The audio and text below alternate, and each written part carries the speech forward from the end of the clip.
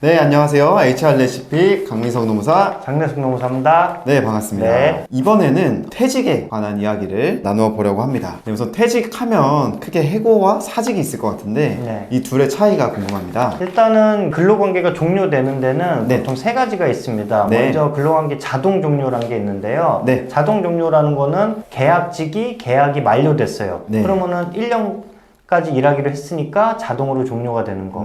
정년을 했을 때 정년 퇴직을 하는 거. 네. 그리고 회사가 뭐 폐업을 했거나 아니면 근로자가 사망을 하거나 이러면은 당연히 근로관계 종료되는 거. 그게 자동 종료고요. 네. 해고는 회사가 일방적으로 근로관계를 종료시키는 거죠. 그리고 반대로 사직은 근로자가 일방적으로 회사한테 근로관계 종료를 통보하는 것을 말합니다. 네. 그러면은 우리가 해고를 할 때와 사직을 할 때 어떤 요건의 차이가 좀 있을까요? 그렇죠. 기본적으로 노동법은 근로자를 보호하는 법이기 때문에 네. 해고가 훨씬 엄격하게 제한을 하고 있는데요. 네. 해고의 경우에는 먼저 서면으로 해고 시기와 사유를 정해서 해야 되고 절차도 아주 엄밀히 따져서 해야 되고요. 네. 다만 사직의 경우에는 법적으로 크게 제한되는 게 없습니다. 굳이 사직서를 제출하지 않아도 네. 그냥 문자로 저 다음 주부터 안 나가요 이렇게 해도 사실은 제재할 방법이 잘 없는 그런 상황입니다. 네, 다음 질문입니다. 주변을 보면은 권고사직도 많이 한다고 해요. 근데 이 권고사직은 뭔가요? 권고사직은 회사가 직원한테 회사를 그만둬 주지 않겠니? 사직해 주지 않겠어요? 라고 권유를 하고 네. 근로자도 거기에 동의를 해서 합의 해지하는 것을 말하는데요. 네. 크게 두 가지 종류가 있습니다. 하나는 징계성 권고사직이라고 어떤 직원이 징계를 일으킬 만한 행동을 했어요. 네. 가령 어떤 여직원을 성추행을 했는데 이게 크게 문제가 될 것 같으니까 명예훼손하지 말고 조용히 나가라 했더니 근로자도 네, 알겠습니다 하고 사직서를 쓰고 나가는 네. 이런 징계성 권고사직이 있고 네. 또 하나는 경영상 어려움에 의한 권고사직이 있죠. 예를 들어 어떤 회사가 연필하고 지우개를 파는 회사인데 지우개가 너무 안 팔리는 거예요. 네. 그래서 지우개 사업을 정리를 하면서 지우개 사업부에 있는 사람들에게 희망퇴직을 받는 거 네. 이런 게 경영상 권고사직이 되겠습니다. 아, 네. 뉴스를 보면은 어디에서 뭐 희망퇴직을 한다 뭐 이런 이야기가 많잖아요. 그러면 이때 희망퇴직을 무조건 신청을 해야 되는 건가요? 그렇습니다.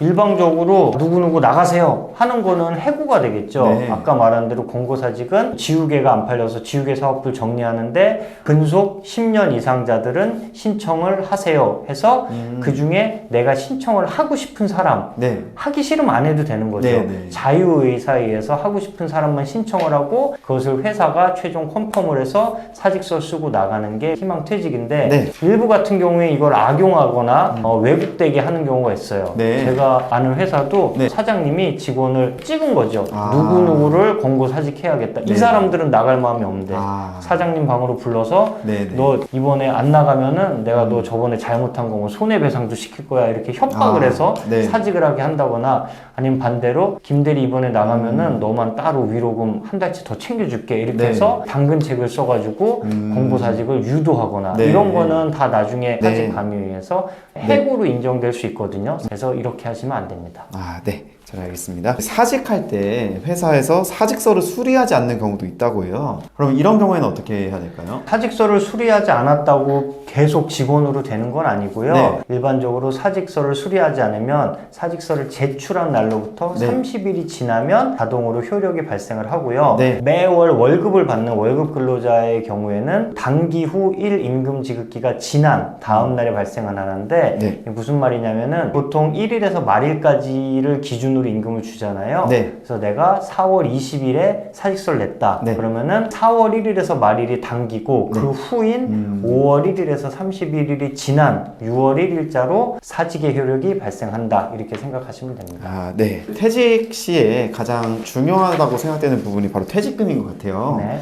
퇴직금은 평균 임금을 기준으로 산정을 하는데 이 평균 임금에 각종 수당 같은 것들도 다 포함이 되는 걸까요? 그렇죠. 평균 임금은 기본급 같이 매월 지급하는 임금 수당 다 포함되지만 그 외에 연차 휴가 미사용 수당, 연장 근로 수당 같이 매월 고정적이 아닌 변동적으로 발생하는 수당도 다 포함이 됩니다. 임금이니까요. 네. 반면에 임금이 아니고 근로의 대가로 지급하지 않는 거, 예를 들어서 실비변상적으로 지급하는 출장비, 네. 출장 가니까 출장비 쓰는 거잖아요. 네. 또 주재원 수당, 주재원 가니까 체재비나 체류비를 주는 거, 네. 이런 거는 다 임금이 아니기 때문에 해당되지 않고요. 은혜적으로 주는 거, 예를 들어서 결혼을 해서 네. 결혼 축하 경조금으로 100만 원을 받았다. 이거는 내가 일을 해서 받은 게 아니잖아요. 네. 그런 거는 임금이 아니기 때문에 평균 임금에 포함되지 않고 퇴직금에도 포함되지 않습니다. 회사에서 퇴직할 때 인수인계를 하라고 요구를 하고 인수인계를 만약에 안 하게 되면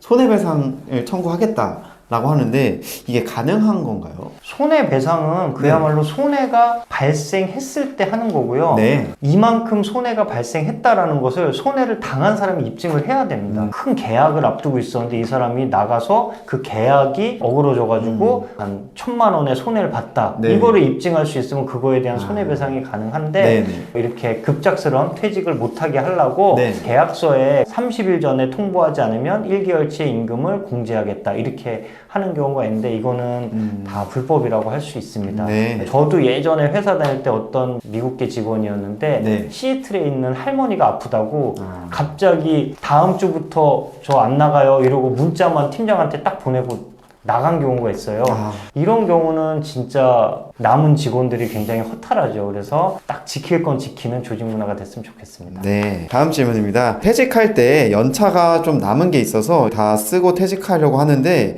좀 눈치를 주는 경우도 있다고 해요. 이 연차 근로자 마음대로 써도 되는 건가요? 그럼요. 연차는 임금하고 똑같습니다. 네. 연차가 발생한 건 내 재산이기 때문에 네. 언제든 쓸 수 있고요. 그래서 그거는 뭐 눈치 보실 이유가 전혀 없습니다. 네. 마지막 질문입니다. 어떤 분이 계약직인데 5년 동안 계속 계약이 갱신되었다고 해요. 그런데 갑자기 올해 계약 갱신을 안 한다고 퇴직 처리를 한다고 이야기를 하는데 이거 이래도 되는 건가요? 일단 계약직은 기본적으로 2년까지입니다. 네. 그래서 계약직으로 2년이 넘었다면 난 이제 정규직이 됐구나 라고 생각을 하시면 되고요. 다만 계속해서 계약직으로 쓸 수 있는 분이 있어요. 대표적인 사례가 만 55세 이상의 고령 근로자는 계속 계약직으로 사용할 수가 있는데 미화원이나 경비직이나 이런 분들이 장기 계약으로 가는 경우가 있는데 그렇다 하더라도 4년 동안 계속 갱신이 됐는데 올해 갑자기 갱신이 안 된다? 그럴 때는 나한테 갱신 기대권이 생긴 거죠. 네. 그래서 팀장한테 물어보는 거죠. 작년, 재작년에 됐는데 올해는 왜 안 되나요? 그걸 입증하지 못하면은 그것도 부당 해고가 될 수 있습니다. 네. 이렇게 오늘 퇴직과 관련해서 궁금한 이야기들 나누어 봤는데요. 회사에서는 퇴직 처리할 때 그리고 근로자분들은 퇴사하실 때 참고해 주시면 감사하겠습니다. 네, 오늘의 영상이 도움이 되셨다면 좋아요와 구독 많이 부탁드리고요. 다음에 더 궁금한 이야기들 가져오도록 하겠습니다. 감사합니다. 감사합니다.